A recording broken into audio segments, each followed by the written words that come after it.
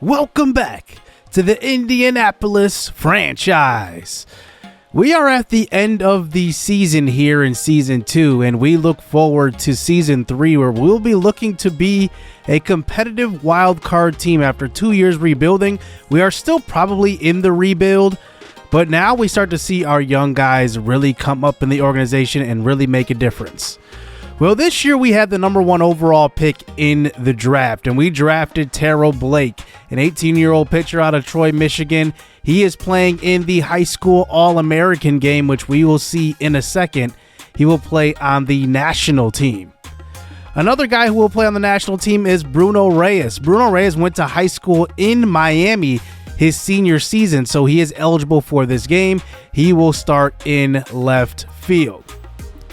So Terrell Blake gets the start. Since he's the #1 overall player, it's a packed house. They are playing in Omaha, Nebraska, where the College World Series is played.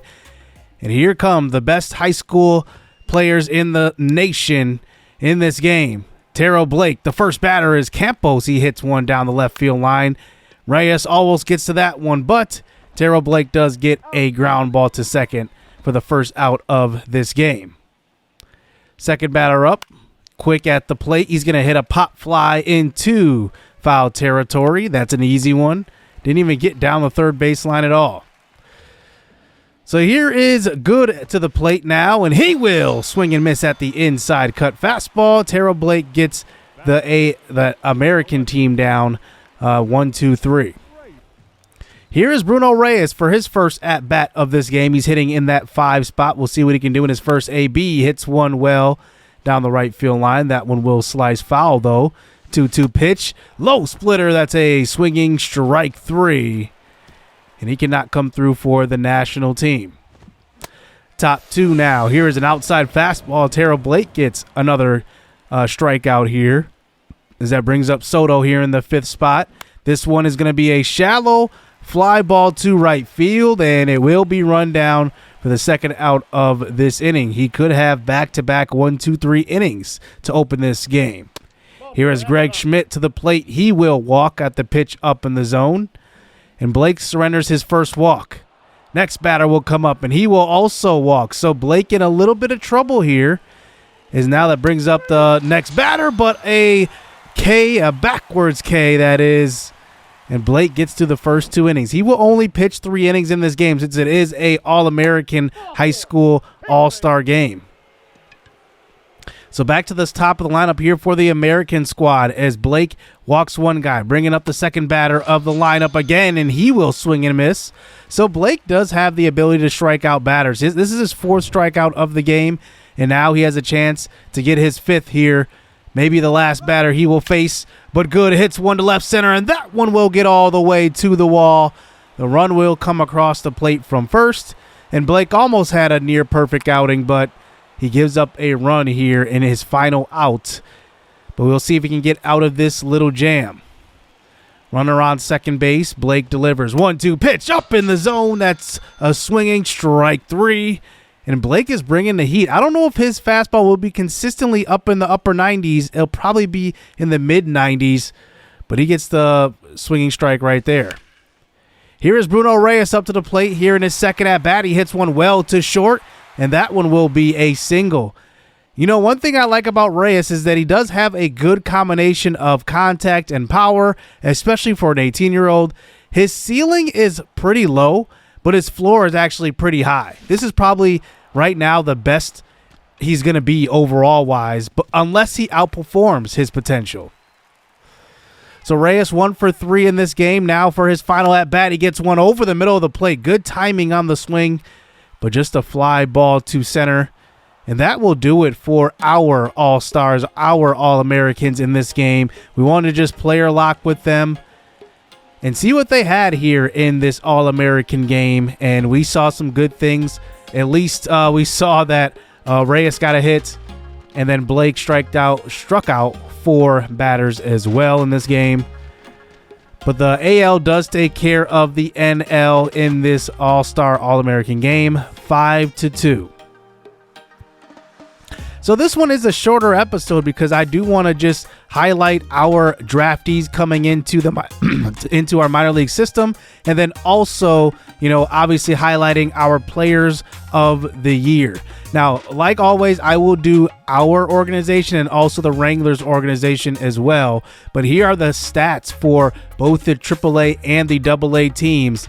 And I would say we did okay at AAA. Like, this is another year where we didn't make the playoffs. Our AA team did, though. We ended up making the playoffs, but did not win the championship this year. But we did see a big season from Ray Gonzalez, our number 1 draft pick from season 1. He was pick number 10. He has progressed quite a bit. And then we'll get into, our player boosts for each individual award. So let's just start with the minor leaguer of the year. This will go to Jacob Martin, who was one of the qualifying guys at AA who actually had, a full season of at-bats. He had about 400 at-bats. You can see right here, his attributes are actually pretty good. He's really good with power, and he also is a really good runner. Now, he was actually top 5 in average in the Texas League. He was number 3 in home runs with 17. And then if you look at RBIs, he was number 4 in RBIs. And then he actually led the Texas League in slugging percentage while also finishing 3 in stolen bases. So, he was just an all-around player this year. He definitely deserves it. And he was our best player from start to finish in the entire year. So here's what his attributes look like before. Our player of the year always gets +3, so he goes up to 65 overall. He gets a +3 in everything, and that's how these awards will go. Now let's go to our offensive player of the year. So there will be a minor leaguer of the year, an offensive player of the year, and then a pitcher of the year. Well, I thought about Tyler Gentry here. The thing is, he had less at-bats than some other guys who were qualified. He only had 253 at-bats. Ray Gonzalez had about 80 more at-bats, and he hit for a higher average. And obviously, he is our top prospect. And I love that he is winning this award because he wasn't good enough to win Minor Leaguer of the Year. I think that was well-deserved by the last guy we just looked at. But Gonzalez is deserving of the Offensive Player of the Year. He gets +1 in everything. He goes up to 75 overall. He looks really, really good right now. I can't wait to see what he's going to be in the future. Well, our minor league pitcher of the year, I thought about 2 guys. TJ Sakema was one of the guys. He had a 115 whip. He was very, very good. He's deep potential, and if you're deep potential, how you would get the boost is that you would move up to 75 potential, so a C, and then you would get that +1. But Bryce Williamson was the best pitcher in our organization. Look at these numbers. 128 strikeouts to 31 walks. This is a relief pitcher. He pitched 160, actually he's a starting pitcher. He pitched 162 innings pitched, 16 quality starts, and a WAR of 4.4. He will get pitcher of the year. He gets a little bit of a ratings boost here as he goes up 1 overall. And I'm happy to see that he wins it because he is one of those young pitchers I'm excited about in the organization. So moving over to the Wranglers, they have a couple of good prospects. Now, the last year's draft, they drafted Jose Quiros in the 3rd round. He ends up being 72 overall after a full minor league season of work. And their number 1 draft pick, Matthew Capps, is only 61 overall and only C potential. He actually went up quite a bit. I think he went from like 57 overall to 61. So he had a pretty decent year. Their minor leaguer of the year is going to be Diego Rinsones. Rinsones is the only player on both of our organizations who hit 300. Literally the only one. So looking at what his boost is going to be, he's going to go from 58 D potential to the 75 C, but 62 overall. So he has a really big boost there. He is 24 years old. He does have some more developing to do, though. The offensive player of the year for the Wranglers is going to be Colt Keith. Colt Keith is, kind of an all-around hitter. Like, he doesn't do anything terribly. He doesn't do anything great. But he will get that +1, obviously, like the other minor leaguer of the year, our other offensive player of the year in our system, and he goes up to 67 overall. He could actually turn out being really good because he's only 22 years old. I would say he's probably got 1, maybe 2 more years left of developing, and depending on how their roster looks next year, he could actually vie for a MLB roster spot. Now, their minor leaguer of the year was interesting. It was a relief pitcher. I got a little bit confused with ours, and he was dominant. He pitched starting pitcher innings, 140 innings, and he had a 1 whip. So he will definitely get that boost. for the Wranglers. So that will kind of wrap up this episode, but heading into the offseason, how about this? The Orioles win the World Series. They have a very young roster, and they won it. How about Gunnar Henderson winning World Series MVP? Postseason MVP went to Ryan Mountcastle, hitting .329 with 10 home runs in the playoffs.